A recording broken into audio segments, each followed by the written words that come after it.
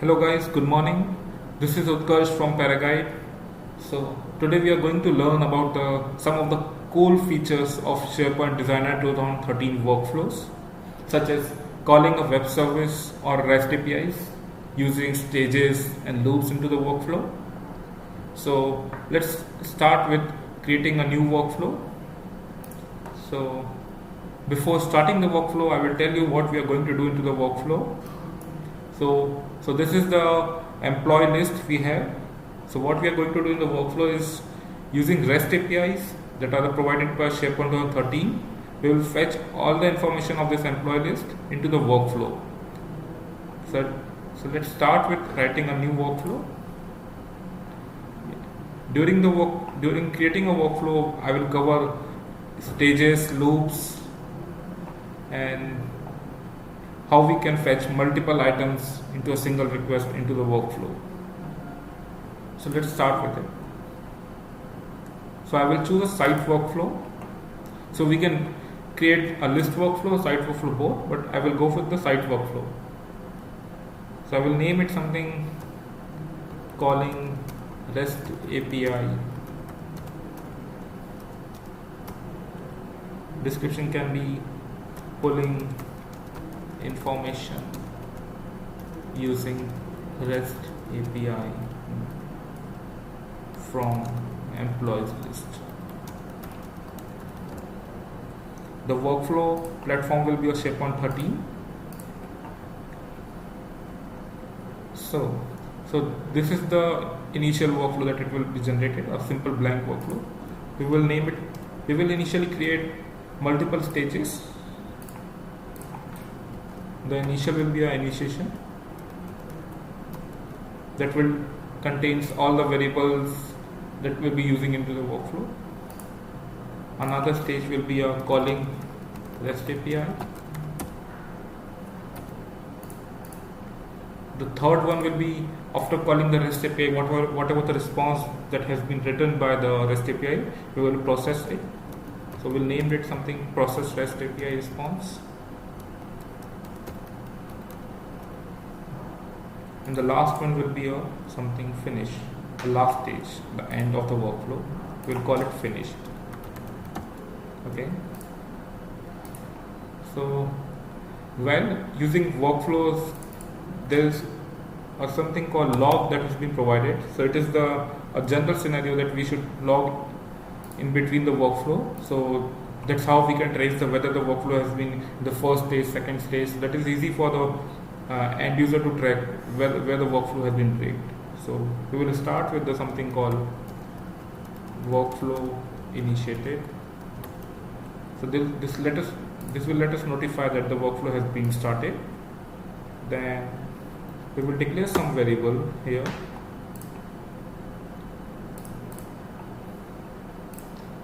Just workflow we can just type and it will give us the option. So we will create one workflow variable.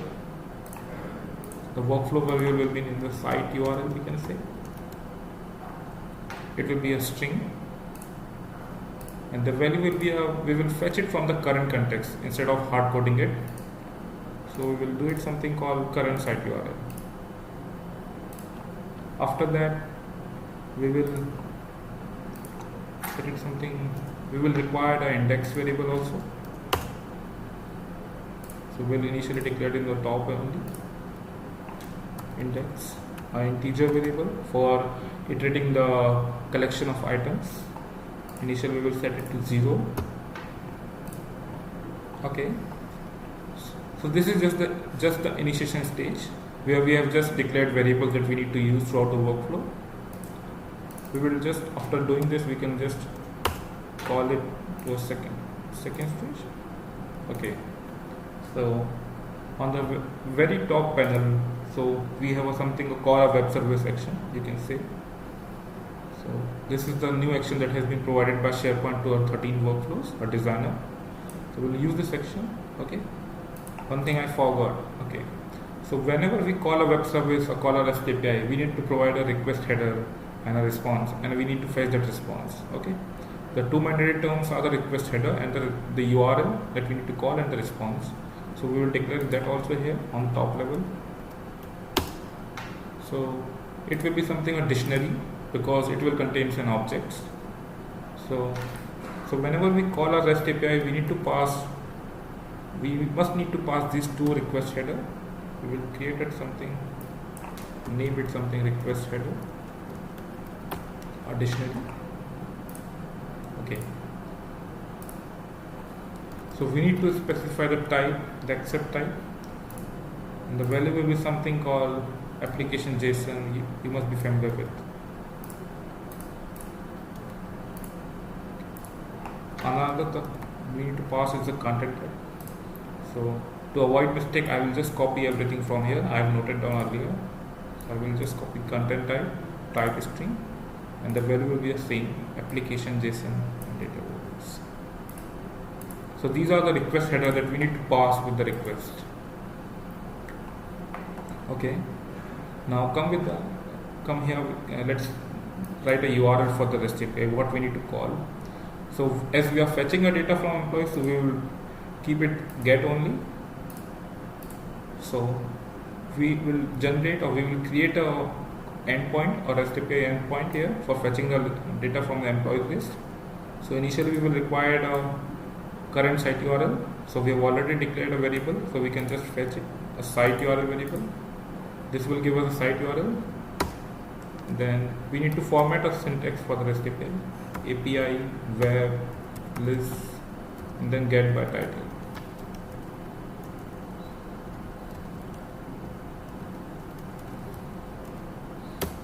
The name I will just copy from here on. So this is the name employees. Instead of I will copy all this.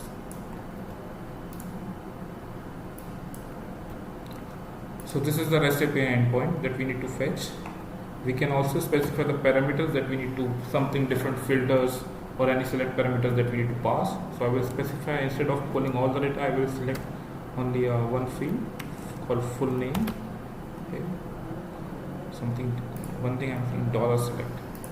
So this is the normal REST API endpoint that we have created. And we are using a variable for site URL instead of hard coding it. So whenever we move a workflow from a different environment, so this variable will get the current context or current URL.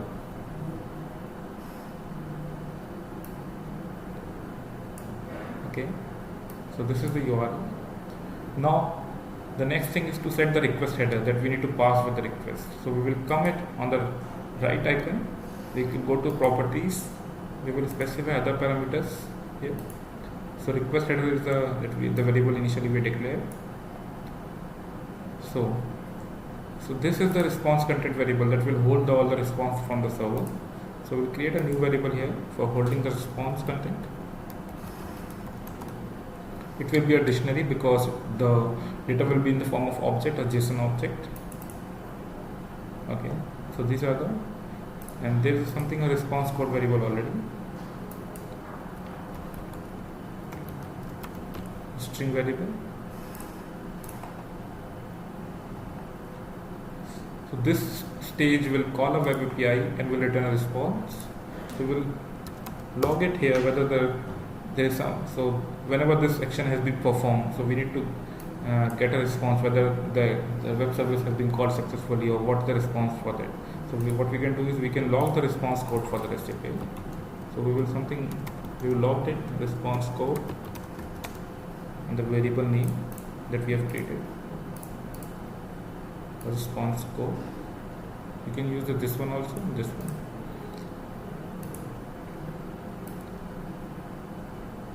Okay. So this stage will call a web service and we'll log it. Now we can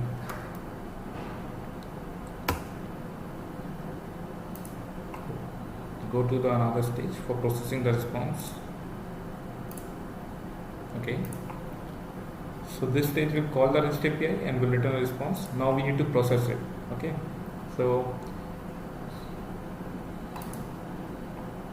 what we will do here is we will get the response into a variable, a response content, and then we will iterate with each item of a list, whatever the items that has been written by the API, and we will iterate with each items and will print it on the console. Okay. So we will initially get something So what we need to, so initially whenever we call a REST API, so it will return in the form of something called XML or something called JSON. So the data in the form of something called D results, something like this, D results, D field name.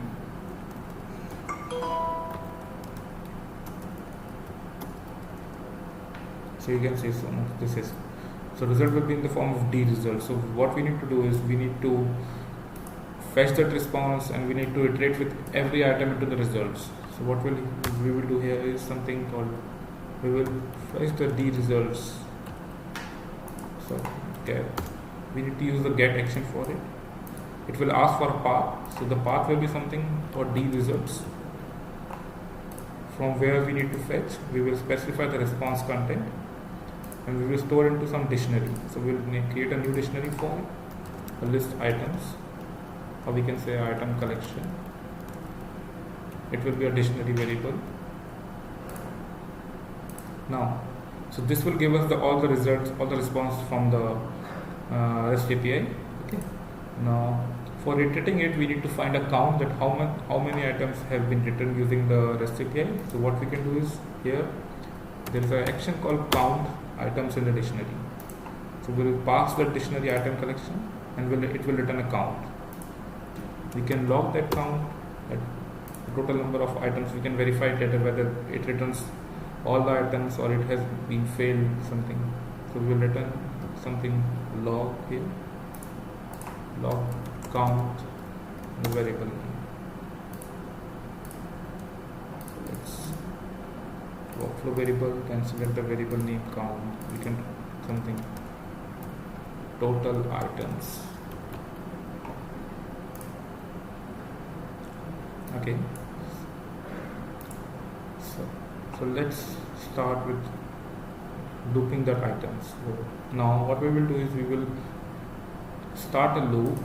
We will name it something iterate list item collection. Okay. We will set the count to the total number of items that we have written. So we have a variable called count here. So this is the total number of items that the REST API has been written. Okay, so this is the count, and we can do a processing here. Okay, so what we need to do is we need to fetch.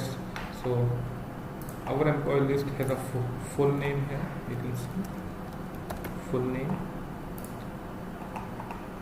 So we are in the REST API, by querying it, we have specified only to retrieve the single full name, not the all columns, only a full name. So this select clause specifies that we need to only fetch the full name from the employee list. So the response content will only contain one column, a full name. Okay. So what we can do is here we can fetch each item from this thing, or from this item collection, and then fetch a full name. So for iterating it, what we can do is here get item by path. So we need to specify the path. So it will be something called D results, and now we need to specify the index for it, that it can contain D result 0, D result 1.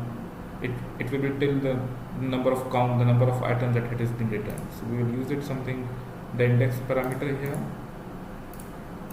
So initially it will be a 0, the very first item. So it will return a very first item. So this will be also object. So we will create a new dictionary for it, something called current item. Sorry, we need to take it from here and we need to return it here, current item. So what it will do is it will loop through something initial from 0 and to n number of times, the total number of count, and it will iterate each item into this from this response content and will return it here in the current item. Okay. Now this current item will hold us of a single object or single item. So now we need to fetch the full name from it. So the path will be something called get full name. So this is a property for that object. From where we need to fetch? We need to fetch it from current item, and output it to a single string. We can create just a string variable full name, name it string. So this full name will consist of current item full name. Then we can log it here, log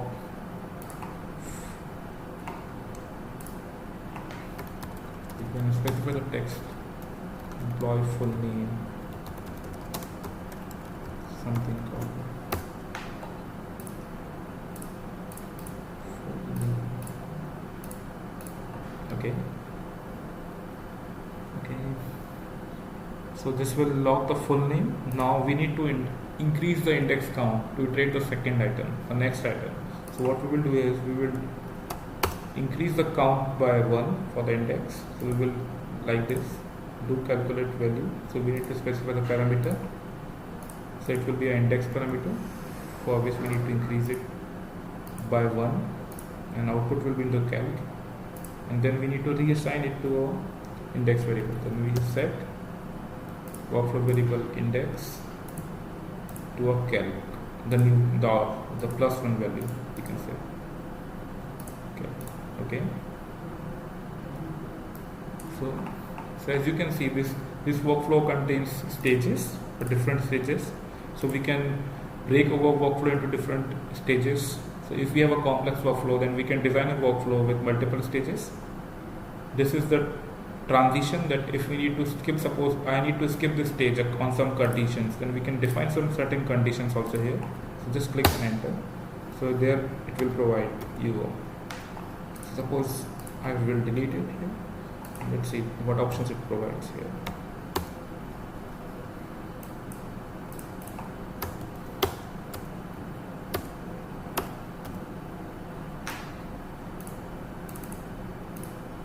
So you can see here, if any value equal something. So if I write this thing, so then based on certain actions or certain conditions, I can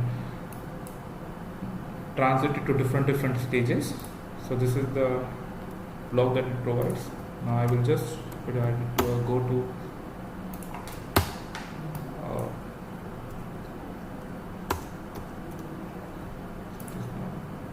to a stage calling the rest API, second one. Okay.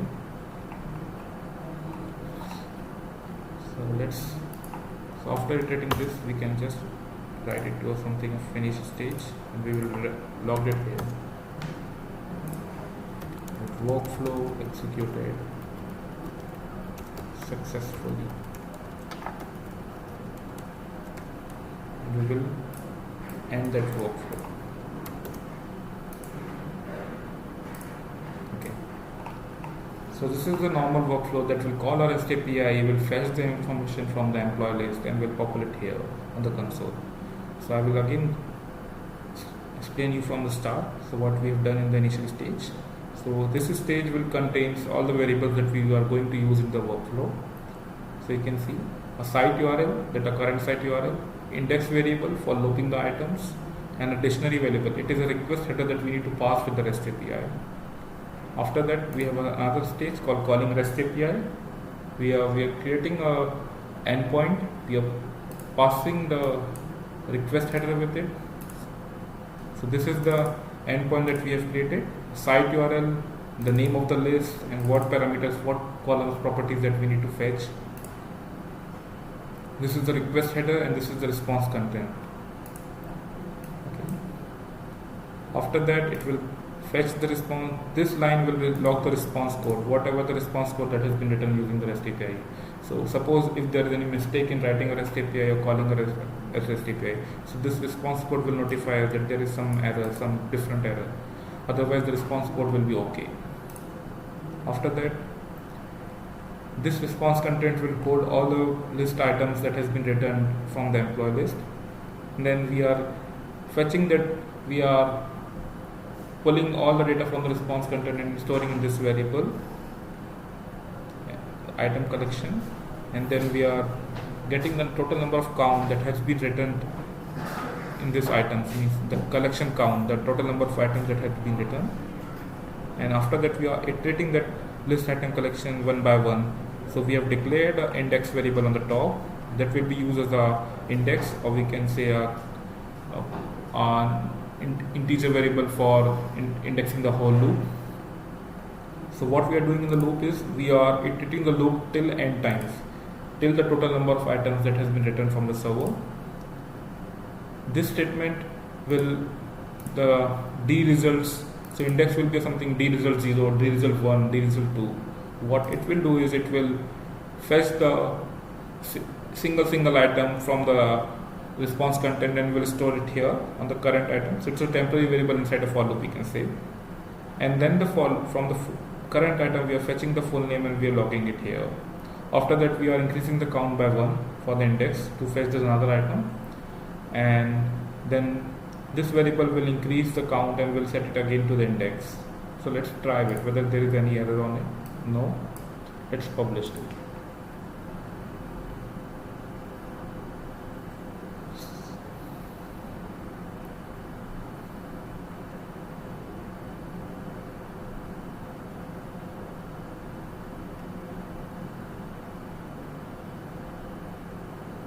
So these are the very cool features that provided by SharePoint Designer 13 workflows. That we can call a REST API, we can use loops, we can use so on the top you can see a parallel block. So this parallel block that allows us to execute multiple stages at a time. The app step, it is same as the impersonation step in 2010. Now in 13 they have provided a 10th app step. So that allows a workflow to do something a cross-site API, cross-site call API. Suppose if I need to call a web service from, so my workflow is in the subsite, I need to call a top level site, I need to call a site collection, then we can use all the code we can write into this app step. So that allows the workflow to break the inheritance and then call the top level workflow or top level site. So let's go here. Site content.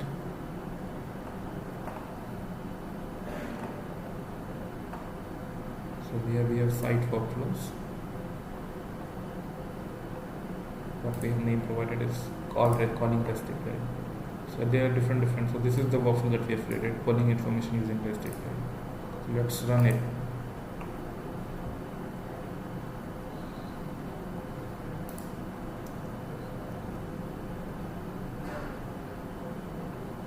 So it started. So you can see this is the stage that it notifies that in which stage it is currently. So initial stage was iteration, the another one calling REST API. So we'll just refresh it. So you can see process REST API. It is in non, so it has successfully called the second stage. Now let's see. And this shows the started. It is running right now. Okay. Now click on this, it will give us that logs. So it started, there is no error. So you can see it has initially logged workflow initiated. In the response code, that whether the REST API has been successfully hit the server or not. So it has said okay. Total number of counts 58, and it is written logging everything here. Employee full name, employee full name. It is running right now. So it is fetching all the data. I'm just refreshing my page. Okay.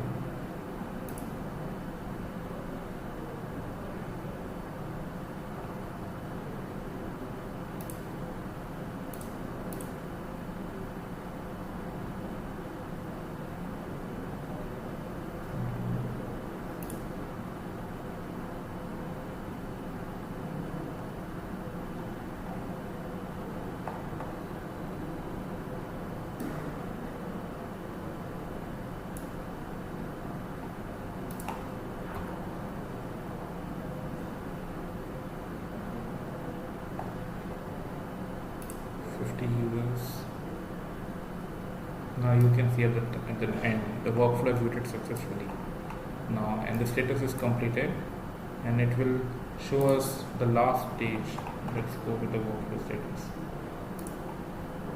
where it ends. Let's refresh this page. and it will give us the status, the final status. So you can see this is a calling REST API, this is completed, and this is finished. Means it is in the last stage that has been completed. Okay.